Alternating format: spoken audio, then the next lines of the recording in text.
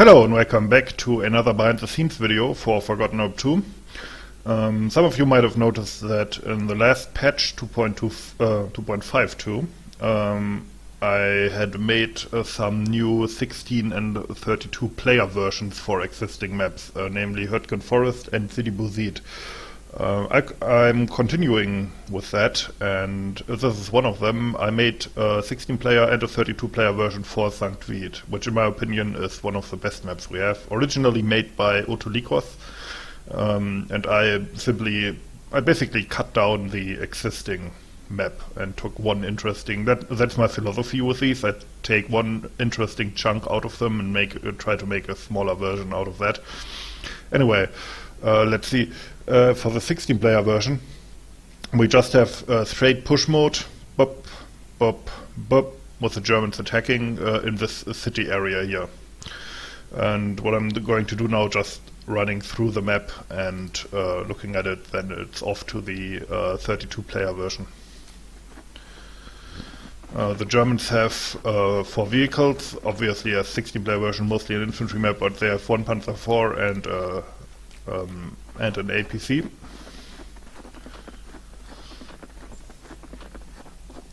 Starts down here with crossroads.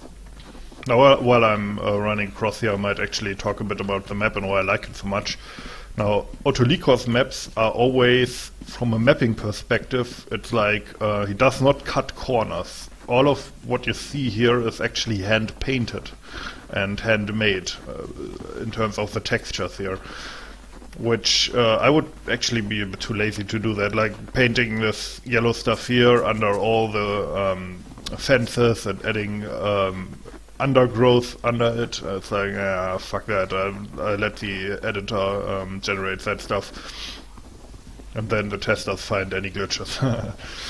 So yeah, really impressive and also very detailed, like having the tank tracks here so you can see where that wreck came from, stuff like that. And I'm pretty sure these actually go back almost until the main base. It's amazing stuff. Little stuff like this that you can use as cover, but it also kind of looks good. There are very few like empty or boring looking areas. Even a relatively empty courtyard like this, he adds these clumps of dirt and actually paints the color texture under them so they look better. It's amazing to me. That being said, my personal style is in an area like this to add little non-cover type static objects like boxes and stuff at the edges of these buildings, because to me that kind of looks better because they blend in more. And I also kind of like to although I guess this is a snow map, but still what you could do is paint under the static a different texture. Like if it was grass here, make it sand or earth under the building. To me that kind of looks better. But I mean, stuff like this, beautiful. Okay, I digress. Then, yeah, after this, just normal push mode. St. Joseph Kloster is next. Also this this area here, the way it's made, just beautiful stuff. He really knows how to make a bombed out city, let's put it that way. He also made Ramel-Neuville, also very well made city map. And Pegasus Bridge, yeah, same thing. He's one of those guys where I could, like, if he made a completely new map and put it into the mod without telling anyone, I could immediately tell it was made by him just by the style. The same with Fenring. He always makes these, although his style is different, but also great. So yeah, St. Joseph's Kloster. This actually does look like this. I mean, this map is not a one-to-one copy of the actual terrain, but elements of it are very close to the real thing, like this area here. Now this is, I think, the Normandy church ruin made for Villers-Bocage. So there was no custom model made for this. I know that for a while the Wassenaar church was here during beta, but we don't like to double up on special statics like that. Like that church is made for Wassenaar and no other map. And yeah, so now it's the generic Normandy one. Although that one's pretty cool. And I always felt like on Villers-Bocage it wasn't that that amazing on that map. So, and then of course, the last one is the Buchlerturm, which also still stands as far as I know, which is like a medieval kind of tower, I think. Also in this case, I think he just used the windmill without the sail elements, which is a clever way to make a static like that. So you can see, usually it's supposed to be a windmill. But yeah, if I have coded it properly, once we capture this, the map should go on. I mean, we should win the map, and then we'll look at the 32-player version.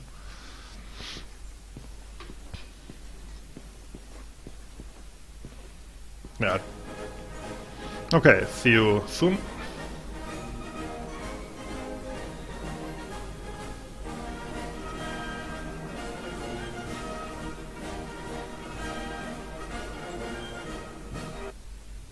And here we are on the 32-player version. As you can see, it's very similar. The same general area, just a bit bigger, and this time you are attacking from Wiesenbach, that kind of extra main base that the Germans can capture in the 64-player version. Let's look at what they have. So, oh, that's sunk into the ground, 1 second. I'm just making a screenshot for that, for me, so that I can fix that. Okay. They have here a Panther, as well as a Hetzer.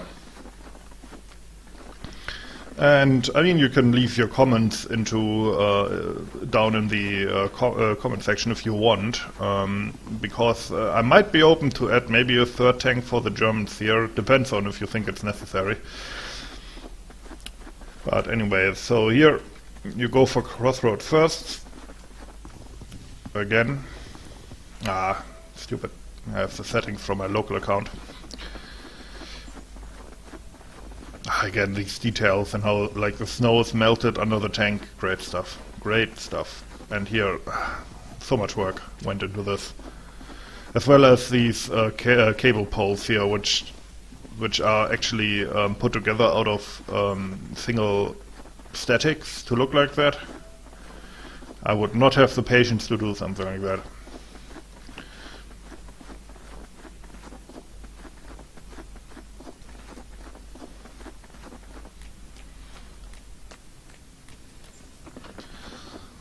So again, here we're going for the Crossroads flag. By the way, some people don't realize this, but this is actually, this here is actually a standardized German horse wagon that they used in World War II. Like mass-produced. And this is also something many people, when they think about Germany in World War II, they think blitzkrieg and mechanized warfare, which to a degree is true for the early war period. But generally speaking, the German army was still very much horse-drawn, which is also one of the reasons why the big campaign in the east failed. Because the main supply source for the German army was the railroad, and the Soviet Union actually had a different railroad gauge than the rest of Europe, so you couldn't use the same railroad cars. The German army was basically a very effective fighting force within the range of their own railroad. After that, not so much. Anyway, as you can maybe see, at this point, the Germans get a third tank, this time a Panther. And these two flags are now open, I think, but don't quote me on this. It's actually like a few months since I coded this. I think the USA is also getting some tanks. Yeah. 4 actually, so let's look at Road to Malmedy. I won't capture all this again. I think you can see how it works. 1 second.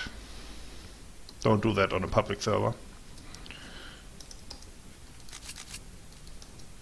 Okay, it didn't work. So you can do it. So over here, what do they get? You get 1 Sherman tank, 1 M36 tank destroyer, and over there at the Malmedy flag also, I think, what is it, like 2 Sherman tanks or something like that. So there's a bit of tank fighting going on this.